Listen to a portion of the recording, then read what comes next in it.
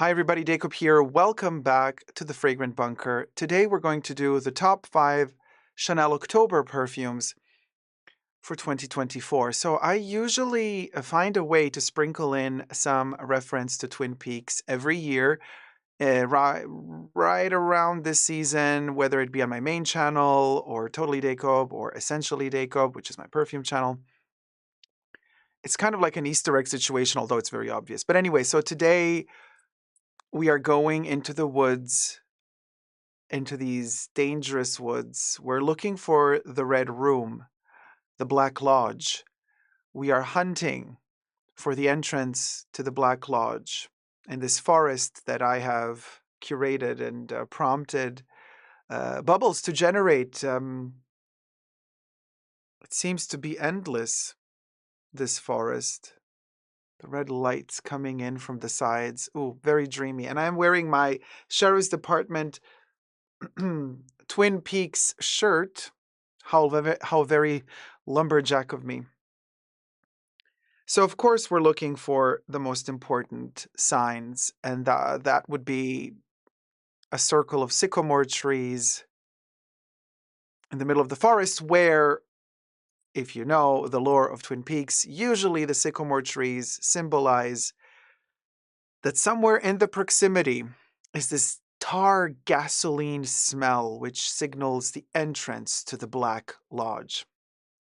So to help us on this quest, I had to, of course, include Sycomore by Chanel, and this is the Eau de Parfum concentration. Wow, there's nothing green about this perfume, but the green screen is really reacting to this one crazily. Let me cover the front light. Maybe it's a little bit better. No, it's still very prominently losing its visibility. It's becoming transparent. But then again, you know what? That's very Twin Peaks as well. Am I my own Tulpa?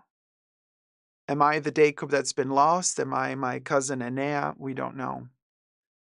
But we do know that Sycomore is the first of this selection. And I love Sycomore, okay? Now, in the 40s, there was another Chanel Sycomore, smelled completely different to this one. The brand Chanel still utilized the name Sycomore for its 2006/2007 Eau de Toilette launch of this fragrance under the guidance of Jacques Polge, the father of Olivier Polge, and Christopher Sheldrake. This one has Sheldrake's paws all over it, all over its DNA. It's very much Sheldrake. And it is in its Eau de Parfum concentration, a warmer vetiver than we're used to, because the Eau de Toilette used to have this cold, edgy, spicy vetiver, which was amazing. In the first few years of production, and in the first few batches of the Eau de Toilette, it was just incredible. Then it started getting watered down. And of course, everything I say in this video is for entertainment purposes only, not rooted in truths or facts. Everything's alleged and just my opinion. And it started getting watered down more and more until they swapped the Eau de Toilettes for the Eau de Parfums in 2016, and then the first iteration of Sycomore in Eau de Parfum was, in my opinion, preposterous. So Olivier Polge really turned a cold-hearted, almost kind of spicy, ambery vetiver accord into a fuzzy, warm, unsharp thing. It was just terrible. But now, reformulation after reformulation, I think Olivier got it right, because the Eau de Parfum smells closer to the Eau de Toilette. Now, the batch code that I have here is 7901. I would have to smell the current 0 batch codes. They repeat every 9 years, more or less, and so they go up to 9, and then they start from 0 again. So anyway, this is 7901.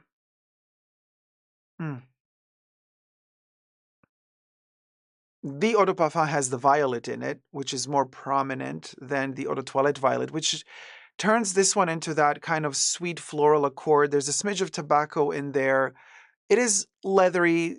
There's a bit of patchouli. It is kind of like, in its Eau de Toilette concentration, a wet vetiver that you just kind of plucked from the soil. But this one is more dry, more airy. Okay, so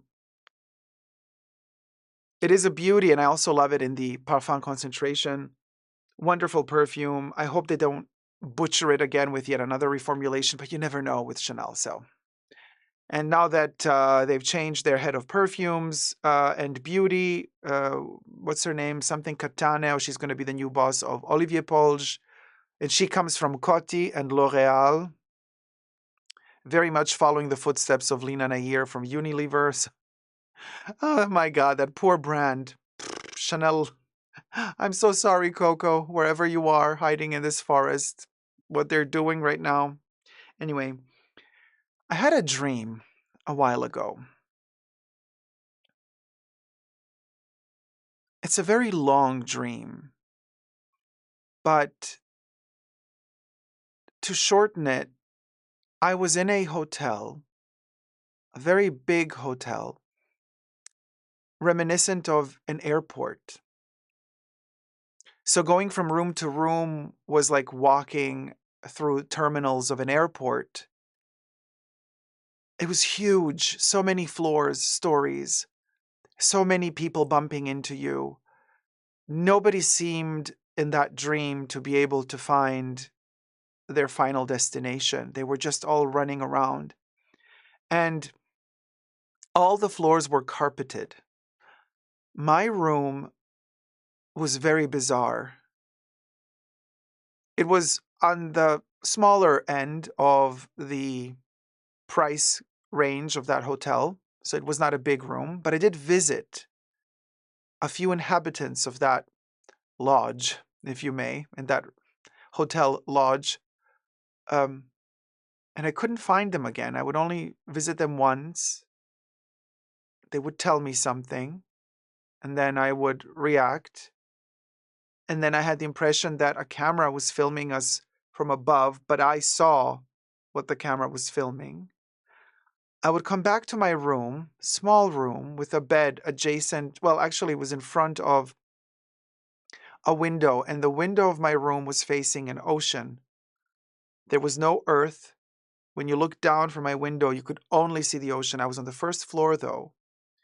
There was no soil in sight, no islands in the distance, nothing. But on the other side, next to my bed, is a window leading to a garden that only was meant for me. And there was nothing in that garden, just a bit of grass. And it was kind of like a rooftop of the first floor, surrounded by walls on the two sides of this garden with other rooms on top. But only I had access to this sort of patio situation, but I didn't access it. I was trying to sleep. And yet I couldn't really sleep very well. And I was worried there were bed bugs in the bed because it's a hotel and I really don't like hotels. Um and I got a haircut. Now, I have really long hair, but then my haircut, I got a sort of a bob haircut, like it was something like this long. And I was really sad that my long hair was gone. But then in that dream, my hair was also really short from the time when, back in 2017, when I had a buzz haircut, super short. So I was getting ready to find somebody else, another inhabitant of this hotel, which I thought was on the second floor. Anyway, I was getting ready. I was rushing. I couldn't sleep. So I was getting ready, looking for my clothes. They were all over the place. A lot more happened, but anyway, keeping it short. And I look under the bed, looking for a pair of socks that I lost. And underneath the bed was a humongous amount of dirt and trash and dust from other people who used to stay in that room. The cleaning service never cleaned underneath that bed. There were used socks, underwear, plastic containers. It was disgusting. I go to the bathroom and I look in the mirror and I'm getting ready. And this mirror was a very particular mirror because some mirrors are flat. But you know those mirrors that they're flat, the surface is flat, but then at the edges they are edged off. So you have a flat mirror, and then the edges, the edges are at an angle. So it's kind of like the mirror. If you kind of turn the mirror flat, it's like flat, but then on the sides it goes. So it's like flat, and then it goes slightly etched off.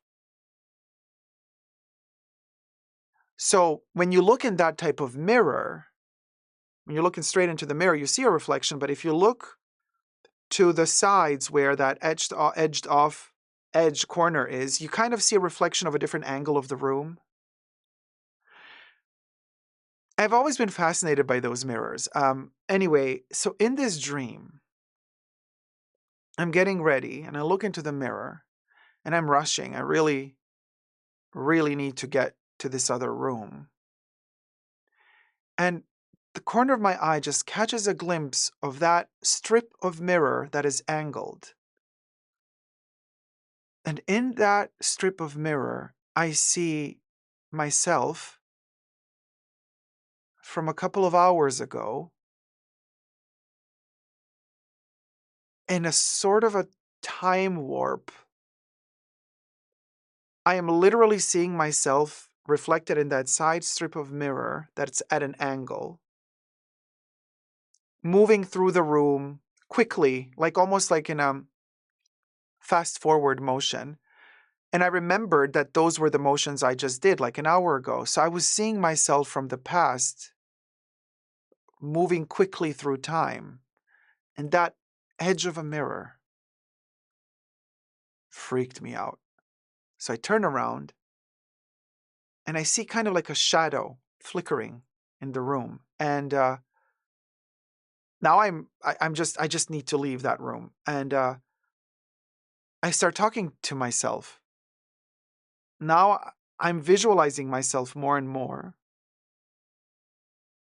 The reflection of myself from the mirror, I'm looking at it now in the room. And I call myself and I say, Dacob, and whoever that is turns around, but doesn't react to me. Instead, just kind of goes through me and keeps doing, the same motions that I did an hour ago. And all I remember in this dream is saying, stay here. I will be back.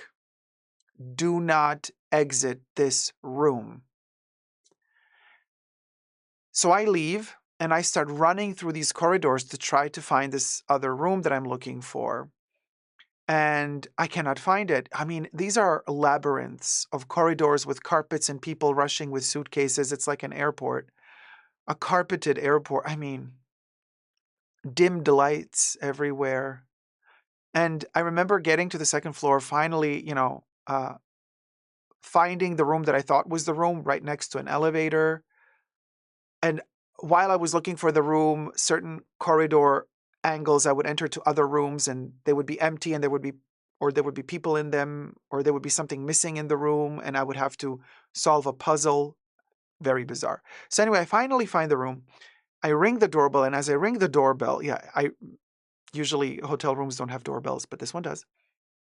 I notice, oh, that's the wrong room. And I rang the doorbell of the room 143. At that point, a lady comes behind me and knocks on the same door. And I think to myself, oh, thank goodness. Okay, she needs to go in there. So I'm not going to be embarrassed now when the person opens the door and it's not the person I'm looking for. So I start rushing away, trying again to find the room that I'm looking for. And I cannot find it. It's so frustrating. And I'm thinking, what is the other me going to do in the other room? And at that point, I wake up completely confused. I don't know anymore where I am, if I am. Some time passes, I fall asleep again, and then I start dreaming of being in another room with creatures coming at me. And other people were there as well, and the people were talking to me, sharing their problems with their relationships, husbands, wives, such a mess. But at one point, behind me where I slept was kind of like a pot with a plant, and there was this stick insect that appeared, and it's going towards me, and it's growing, and it opens its wings and it becomes humongous. And I scream and I say, somebody, we have to get this bug. And then as I turn around, the insect is gone, but there's a spider web right above my pillow. And on it is a spider this big with a skull on its back. And it starts floating towards me. And I scream again. And at that point, I turn around, and the people that were with me in the room, one of the people that were with me in the room had a caterpillar walking over them. And then it started expanding and growing. It was black with red dots, and it got bigger and bigger and bigger. And then it turned into a tiger, a leopard. and it started floating in the room and trying to catch us, and we could not get rid of it. I woke up again, completely and utterly in shock. And and I and I sprayed on some Comete. That's what I did to calm myself down. So this is my October perfume number 2 from Chanel. I think I was in the Black Lodge. I think I was there. And this one kind of made me feel like flying into the sky and finding a different, seeing everything from a different perspective. And it calmed me down. This heliotrope with musks and orris root and iris, and that aldehyde in the opening note that mimics almonds. You know, cherry, they call it cherry blossom, but oh man, so gorgeous. Anyway, this is my number 2. It is the first time that I am experiencing it in colder weather because it was released in late spring, early summer. I did get it in April, and I'm super excited for it. And I made several reviews of this one, so go check them out. And then summer came, and I loved it in summer. I mean, just gorgeous. And now, for the first time, this perfume is experiencing its autumn together with me. And it's a very spiritual thing. You should go check out my review of this one because it connects, in my opinion, to Greek mythology of Clytie, the water nymph, and Helios, the sun god, and how she turns into a heliotrope, which is the main component in this perfume. And it's a very, very beautiful story, very sad story, but very beautiful story of longing for love, compassion, acceptance, embrace, but also getting lost in the woods of passion and being ready to sacrifice everything for your love, even though the love is not requited. So it's kind of like being in this forest, trying to make it all the way to the end of the woods, trying to figure out, is there a solution? We don't know, but Comete is a soothing perfume on this journey for me. It is very, very helpful to me, and it has become one of the most soothing Les Exclusives fragrances. In fact, I mean, this bottle will be empty maybe by the end of the year already. So before Chanel increases their prices yet again, I'm going to try to score one more bottle. Possibly, if possible, still with the etched or embossed rather 1932 Comete necklace on the white box of the perfume. I love it. Some people think it's tacky. I think it's really gorgeous. So I'm kind of hoping to get more of those boxes. It's just a box, whatever, but it's the same price as the non-embossed box. So I might as well get the embossed one, right? Man, this one is so gorgeous. And all of a sudden, there were 2 of me. Now, this is the October perfume video, so obviously Halloween is in the air. And so this is my Chanel Halloween perfume as well. It's a tribute to Twin Peaks, but there's truth in there. That dream, or those 2 dreams, really did happen. And like I said, all of a sudden there were 2 of me. But then they were 2 of me by the power of 2. And just like that, I realized, well, number 22 is my perfume this month as well. Now, this one is an eau de parfum, but I do love the eau de toilette and the extrait as well as the cologne, if you can still hunt it down. It's been discontinued many decades ago. What to say about number 22? Well, they call it the smaller sister of number 5, but truth be told, this one has way more character. Maybe because it has more character than Chanel number 5, it has been deemed a little bit lesser than, because it's not as corporate, perhaps, as Chanel number 5. It's an aldehyde bomb, ton of tuberose, ylang-ylang, vanilla, which oxidizes, and the liquid, the juice, starts turning this gorgeous ambery color the older it gets. I will never have enough Chanel number 22. It was released in 1922 and has been around almost since 1922. There has been a period when it was discontinued slightly and then brought back very soon thereafter. There was an American manufacturer that used to produce it.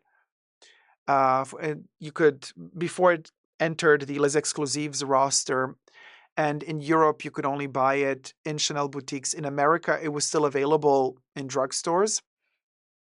And number 22 was produced like with the bath powder, the soap, the deodorant, the cologne, the eau de toilette, the parfum. Like you could get the whole kit and caboodle. And most of them were made in the USA and they had a different color. They, even when the batches were fresh, they had this almost neon orangey color.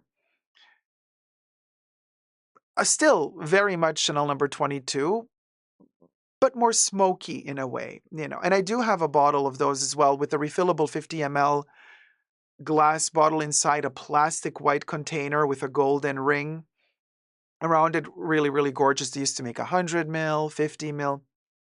But now we have the EDP, the eau de toilette was discontinued, and we have the parfum. And I love them. I gotta say, people say, oh, they don't really have the incense anymore. Wait till this thing gets a little bit older and marinates. Again, it's the duality here. It's the talpa of number 22. Because it starts off as one thing. When the bottle is fresh and the juice is fresh, it's very light yellow. It's not this orange color at all. And then also, you don't really sense the incense at all anymore. But then as it ages, marinates, gets deeper, just like magic, from the depths of this forest, the incense kind of emerges. And it's faint and quaint and subtle, but it's there. And it anchors this perfume. It gives it depth. It gives it an aura of nobility, but also an aura of magic. It's kind of like a spiritual experience, really, you know, very elevated spirituality in this one. And I think it's a beautiful perfume also to wear for Halloween because it just triggers your whole soul into traveling into the past. And you feel the past in this perfume. And the closer you wear this perfume to the 31st of October, and the more you are entering the realm of the dead. And they are entering the realm of the living, and we're blending, right? And this perfume is that spiritual, and it is at its most intense when you wear this on the 31st of October, when the border between the living and the dead, the cosmic border, is at its thinnest. This perfume might just be the key, that duality of dead and living, of you from the present, you from the past. Certain aspects of yourself that you kept hidden all of a sudden emerge. Number 22 is not just 22 because of its date of release in the year 1922, but it also symbolizes duality within duality. You see, 22 is not just 22, it's actually 2, 2. So, a duality within duality. Bear that in mind if you decide to go on a journey of discovery of what 22 really means as a perfume to you. There's a lot of onion peeling on a soul level, on a soul search level going on when you wear this perfume. You just keep peeling more and more of that onion and you're discovering more and more facets of yourself. It is perfect for October, for harvest season. You're harvesting your emotions and who you are. Very, very important. Now, after that is said and done, more duality kicks in. The talpa, the masculine, the feminine. While we're at it, thumb up the video, subscribe to my channel if you haven't already, push the join button next to the subscription button, become a member today, gain access to extra perks. You can also join me on Patreon. superdacob all spelled together there as well. For extra perks, you know, it really means a lot to me because for you to subscribe and to comment and to thumb up the video because there's no other way to survive on YouTube. And since the way that I talk about perfumes um, is oftentimes or by many kind of misunderstood. You know, it really helps that the few that do understand actually support the channel. So thank you guys so much. I know who you are. Thank you. So following the duality, we're going in between the masculine and the feminine, and we are walking that thin line that I believe Olivier Polge has allowed us to access with his latest iteration. Again, the duality being a flanker of an original creation by Jacques Polge. You guessed it if you know my channel, and that would be Allure Homme Sport Superleggera. Now, check out my review of this one to understand more about the duality. But for now, I can tell you it's a perfume marketed to men. It's a limited edition, another duality. Chanel releasing a limited edition perfume is kind of strange. Look at the red color inside. Very much red room, hiding on the inside, black and red. And all of the red accents are usually hidden. The box, where is it? Oh no, I put it away. It's silver on the outside, red on the inside, so very much the red room. And in fact, the duality here, even though it's targeted to men, the patchouli, which Olivier Polge and the marketing team at Chanel describe as an engine of patchouli. Engine, why? Because Superleggera is a company that is independent from Chanel and it works on creating engines and motors for cars, but they're also famous for collaborating with Chanel on making watches for Chanel. Certain watches for Chanel are made in collaboration with Superleggera, and in fact, they bear both logos, Chanel and Superleggera. Those watches are very expensive. Some go even into the 40, 50, even more, thousands of dollars. So this perfume is also a first ever for Chanel, like kind of a collaboration between Chanel and another brand. So to do like Chanel X Superleggera is very, very uncommon. I'll look at my face morphing behind the bottle. Is it morphing or is this my true face with three eyes? Everything is possible inside this forest and inside this dream. So the duality here, very interesting because it starts off citrusy, grapefruity, bergamoty, very, your typical cliche of a male fragrance. But then the engine of patchouli in here. It's a beautiful overdose of patchouli, and it's a very specific patchouli. You see, we find it in these woods. And that specific patchouli, you smell it out in the dry down, and if you know, you know. It's the same patchouli they use in Coco Mademoiselle, a perfume targeted to women. In fact, sometimes Coco Mademoiselle outbeats Chanel No. 5 in terms of sales from time to time.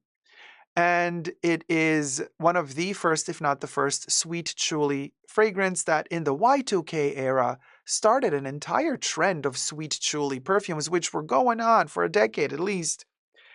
And we were all like so sick of it. But then, because Chanel kept at it, they kept making it, they kept making it. Now Coco Mademoiselle has become a classic. It's no longer just, to me, it doesn't just smell of an era, it smells of classic Chanel. It has won its right to be considered a classic Chanel, in my humble opinion.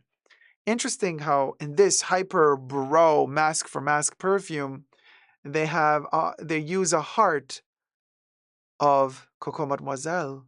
The patchouli is that feminine patchouli that you smell out in the dry down. And it just, that's what makes this perfume so amazing. Yes, it also has the DNA of the classic Allure Homme from the 90s by Jacques Polge, of course, but being that this is a flanker of a flanker, because Allure Homme Sport Superleggera is a flanker of Allure Homme Sport, and Allure Homme Sport is a flanker of Allure Homme. You see? So it's kind of like, when is the end of these tulpas going to come? This is the ultimate Chanel tulpa perfume. It mimics Coco Mademoiselle. It mimics a male perfume, but then it also mimics a female perfume. It's a very fascinating concept of a fragrance that is never explained to us by Chanel itself, right? But there is more to this one than meets the eye. And,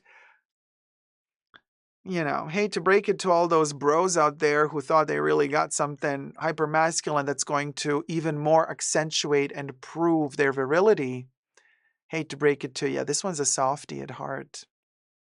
It has Coco Mademoiselle on its heart. You're wearing the bass notes of Coco Mademoiselle when you wear this one. Bruh.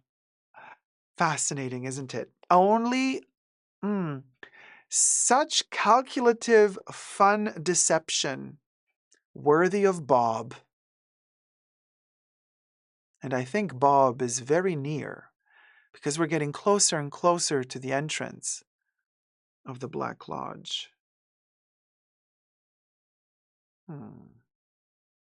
Very close indeed. So I feel like it's time to thumb up the video and prepare for the Black Lodge. So let me get ready for this because you never know. You never know who you're going to encounter. I can smell him in the air. Encountering Bob is never an easy task. It's an experience that once it happens, your life has changed. Mostly for worse, rarely for better. But once you've encountered Bob, and you think you survived him, whoever exits that lodge might not be you, but somebody else that looks just like you, but is not quite you. So, once you've had your little one-night stand, which in some cases can be prolonged to several years, as we've seen with Mr. Cooper, whoever exits that lodge might just look in the mirror and say, "Let's rock!" And then you gotta wear your Walk of Shame fragrance. For that special occasion, even though we're somewhere in the woods where we don't know which part of the world it is, we still wear Paris, Paris. The quintessential Walk of Shame perfume for the morning after, you understand. This one requires a lot. Oh, man. Also very important, this particular perfume, because, well, Twin Peaks has a lot of symbolism in it, but also the rose plays a very, very, very, very strong component in Twin Peaks, especially the blue rose. The blue rose case and the blue rose in general means so many things in the universe of David Lynch. It's not just limited in his universe to Twin Peaks, but it encompasses more or less his entire creation, whether it be his paintings, drawings, music, movies, short films, everything he does. There's always a notion of the blue rose. The Damascus rose is the main component of Paris Paris with patchouli. Huge dose of patchouli here as well. And mixing all of these 5 together now, because I have them sprayed on all over my wrist and arm, it's such a revelation. Having them blending, it's like kind of 5 different keys kind of just locked together and the doors open.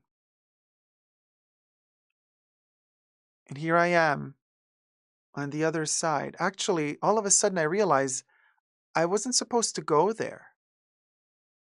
No, I came from there and I made my way here. So what we see here is what's happening there.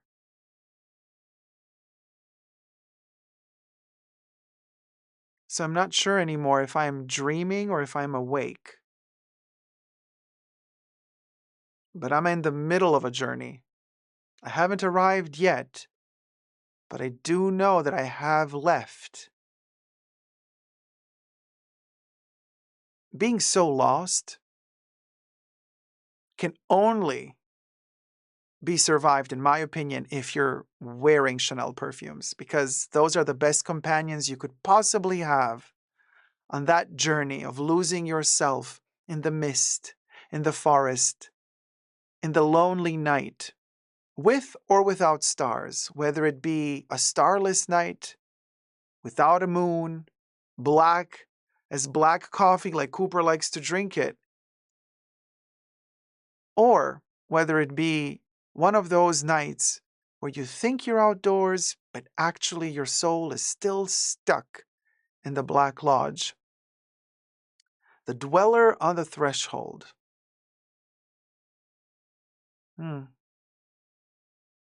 As Beulah would say, it's a world full of truck drivers. And I'll get 'em. Thank you guys so much for watching. I hope you enjoyed this video. If you have, thumb it up and throw a little red dot emoji down there. Let's rock.